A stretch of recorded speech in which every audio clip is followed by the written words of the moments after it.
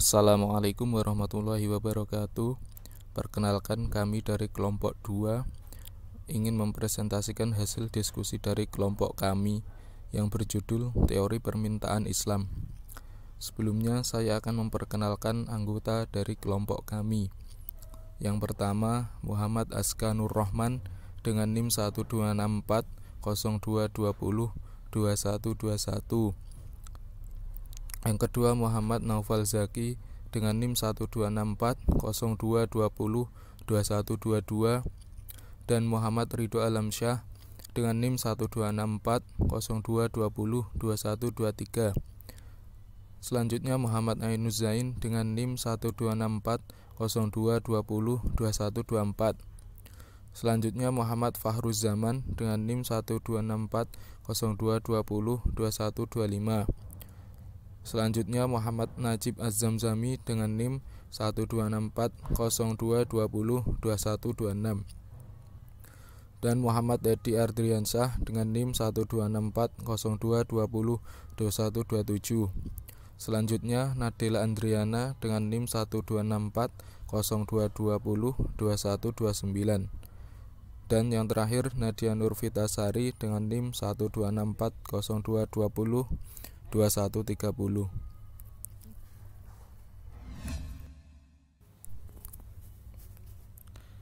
Pengertian teori permintaan Islam. Permintaan adalah banyaknya jumlah barang yang diminta pada suatu pasar dengan tingkat harga tertentu pada tingkat pendapatan dan dalam suatu periode tertentu. Permintaan dalam Islam menilai suatu komoditas tidak semuanya bisa dikonsumsi maupun digunakan. Masih perlu dibedakan antara yang halal dan yang haram. Dalam teori permintaan Islam membahas permintaan barang halal, barang haram, dan hubungan antara keduanya. Sedangkan dalam permintaan konvensional, semua komoditi dinilai sama, bisa dikonsumsi atau digunakan. Selanjutnya, hukum permintaan. Jika harga suatu barang itu turun, maka jumlah barang yang diminta konsumen akan meningkat. Sebaliknya, jika harga suatu barang itu naik, maka jumlah barang yang diminta konsumen akan turun. Dari hukum permintaan ini, bisa kita simpulkan bahwa hubungan antara jumlah komoditas yang diminta dengan harga adalah hubungan yang negatif. Maksudnya adalah jika salah satu variabel naik, maka variabel lainnya akan turun. Kenaikan harga suatu barang akan menyebabkan dua hal. Yang pertama, konsumen akan mencari barang lain yang dapat digunakan sebagai pengganti terhadap barang yang mengalami kenaikan. Yang kedua, kenaikan harga menyebabkan pendapatan pembeli terhadap pendapatan real berkurang, sehingga membuat para pembeli memilih barang lain yang tidak mengalami kenaikan harga, atau mengurangi pembelian barang yang mengalami kenaikan harga.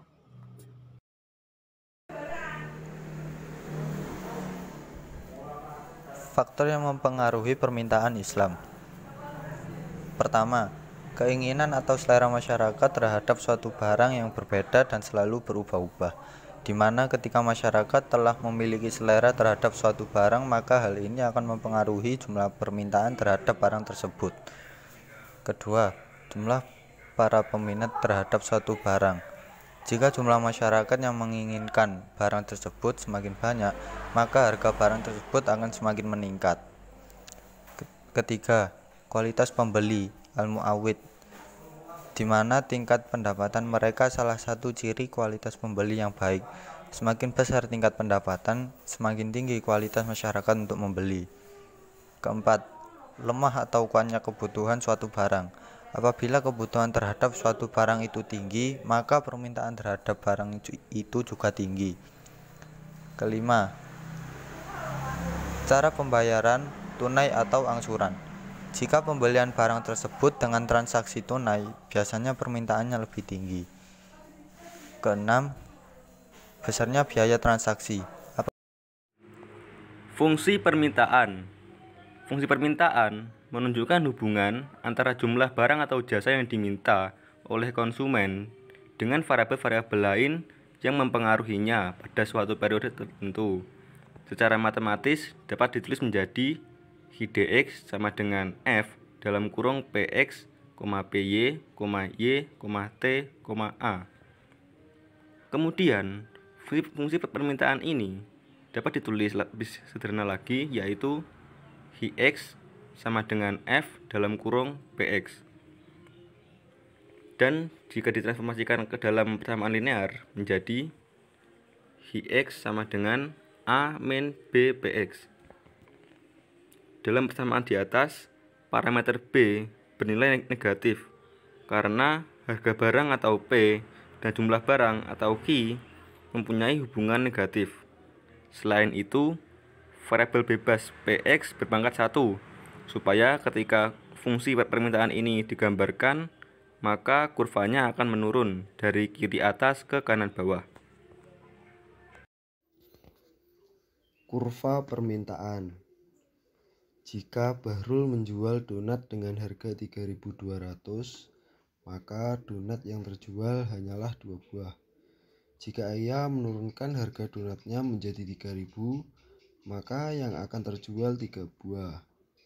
Dan jika ia turunkan lagi harga donat menjadi 2.400, maka donat yang akan terjual menjadi 6 buah. Elastisitas permintaan. Terdapat 3 elastisitas permintaan, yaitu 1. Elastisitas permintaan harga adalah tingkat kepekaan atau respon permintaan akibat perubahan harga barang. Dengan kata lain, perbandingan dari persentase perubahan jumlah barang yang diminta dan persentase perubahan harga pasar sesuai hukum permintaan. 2. Elastisitas silang adalah koefisien yang menunjukkan besarnya perubahan permintaan terhadap suatu barang apabila terjadi perubahan terhadap barang lain. 3. Elastisitas pendapatan adalah persentase perubahan kuantitas barang yang diminta akibat terjadinya perubahan pendapatan. Perbedaan teori permintaan Islam terhadap teori permintaan konvensional. Yang pertama, memiliki dasar hukum dan batasan-batasan menurut Islam dalam pandangan permintaan yang Islami dengan berprinsipkan pada Al-Quran dan Al-Hadis. Yang kedua, konsep dari permintaan menurut Islam bahwa jumlah barang tidak semuanya dapat digunakan atau dimakan, tetapi harus mampu membedakan antara yang halal dan haram. Yang ketiga, pandangan menurut teori permintaan secara Islami lebih memperhatikan pada total jumlah kebutuhan pembeli pada sejumlah barang tertentu. Dan yang keempat, tujuan dari teori permintaan Islami adalah mendapatkan kesejahteraan di dunia dan di akhirat. Mengenai kasus atau berita yang ada di atas, yaitu kenaikan harga bahan pokok membuat pedagang pasar merugi, dapat kita sesuaikan dengan teori yang dibawa oleh Al-Ghazali, bahwasanya harga barang mempengaruhi jumlah permintaan. Nah, di situ kenapa harga barang meningkat itu bisa disebabkan oleh langkanya barang.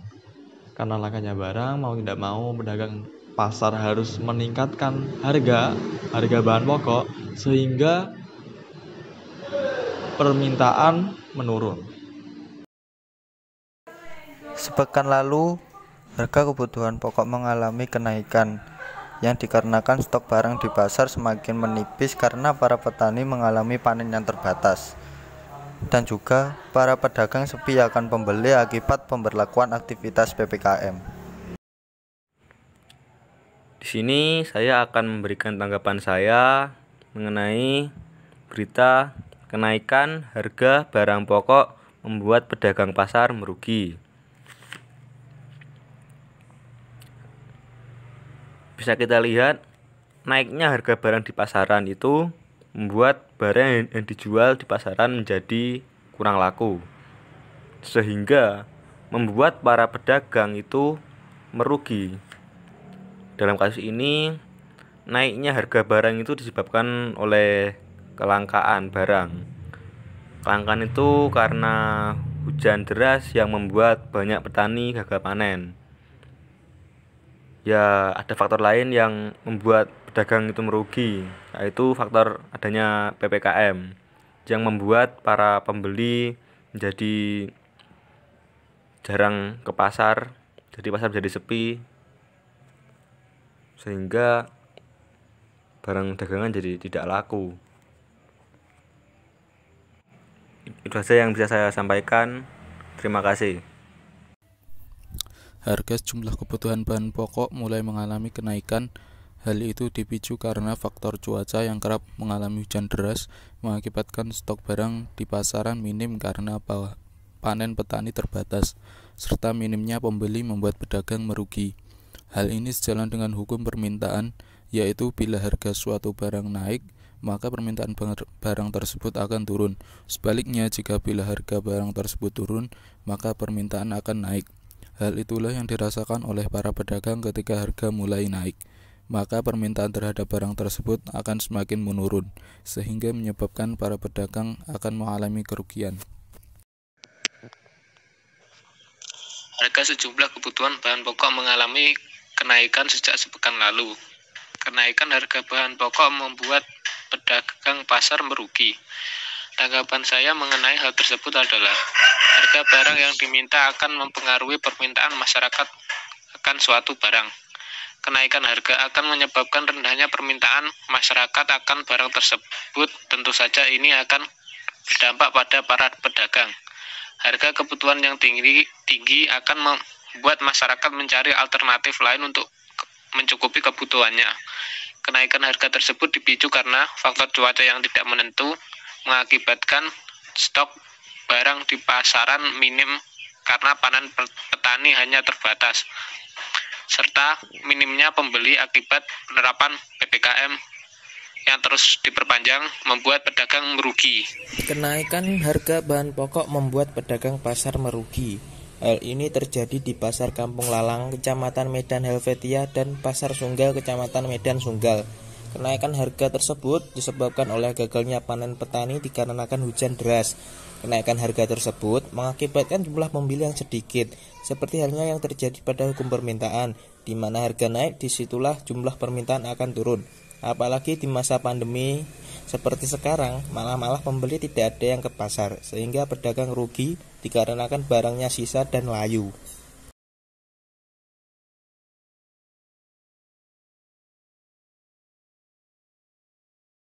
Tanggapan berita mengenai kenaikan harga bahan pokok yang membuat pedagang pasar merugi. Harga sejumlah kebutuhan pokok mengalami kenaikan. Contohnya seperti di Pasar Kampung Lalang, Kecamatan Medan Helvetia, dan Pasar Sunggal, Kecamatan Medan Sunggal. Hal tersebut terjadi karena minimnya stok barang di pasaran. Hujan deras mengakibatkan banyak petani gagal panen. Selain itu, minimnya pembeli akibat PPKM membuat pedagang merugi. Beberapa bahan pokok yang mengalami kenaikan adalah cabai, tomat, bayam, dan juga kangkung. Hal ini sesuai dengan hukum permintaan, yaitu jika harga suatu barang naik, maka jumlah barang yang diminta konsumen akan turun. Kenaikan harga suatu barang salah satunya akan menyebabkan konsumen mengurangi pembelian barang yang mengalami kenaikan harga, yang selanjutnya akan berakibat pada pendapatan pedagang pasar yang juga berkurang. Menurut pendapat saya, keadaan di mana melonjaknya harga barang sudah sangat sering terjadi di Indonesia. Keadaan di mana adanya kenaikan harga tersebut sesuai dengan teori permintaan, yaitu apabila harga suatu barang meningkat, maka permintaan barang tersebut akan menurun.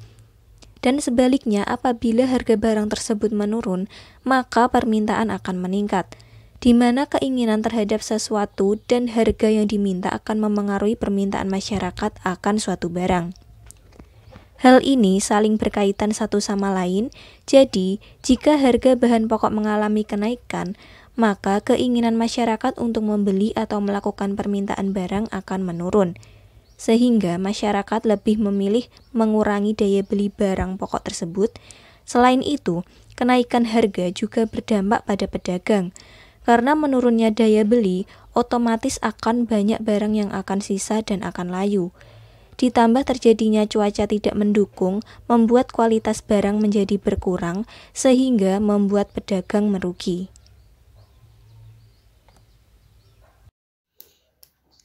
Menurut saya, masyarakat dalam kehidupan sehari-hari tentu tidak dapat lepas dari bahan kebutuhan pokok. Bahkan dapat dikatakan hidupnya sehari-hari tergantung dari terpenuhinya kebutuhan pokok tersebut.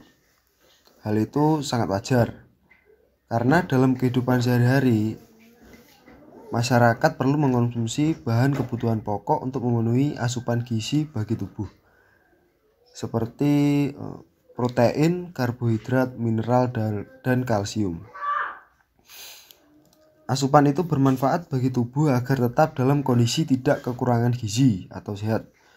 Untuk memenuhi kebutuhan pokok tersebut, selain persediaan, juga dipengaruhi faktor harga yang berkaitan dengan daya beli masyarakat. Ketika harga kebutuhan pokok itu naik cukup tinggi, sebagian besar warga pasti mengeluh karena akan menambah beban anggaran rumah tangga sehari-hari. Kondisi itu juga akan menyedot anggaran untuk kebutuhan yang lain. Dan untuk menyikapi kenaikan harga kebutuhan pokok, warga terpaksa melakukan langkah terobosan agar tetap dapat memenuhi kebutuhan tersebut. Langkah itu diantaranya memperketat pengeluaran untuk kebutuhan lain dan mengurangi porsi belanja untuk membeli kebutuhan-kebutuhan pokok tersebut. Sekian materi yang dapat kami sampaikan. Ada kurang lebihnya kami mohon maaf. Terima kasih. Wassalamualaikum warahmatullahi wabarakatuh.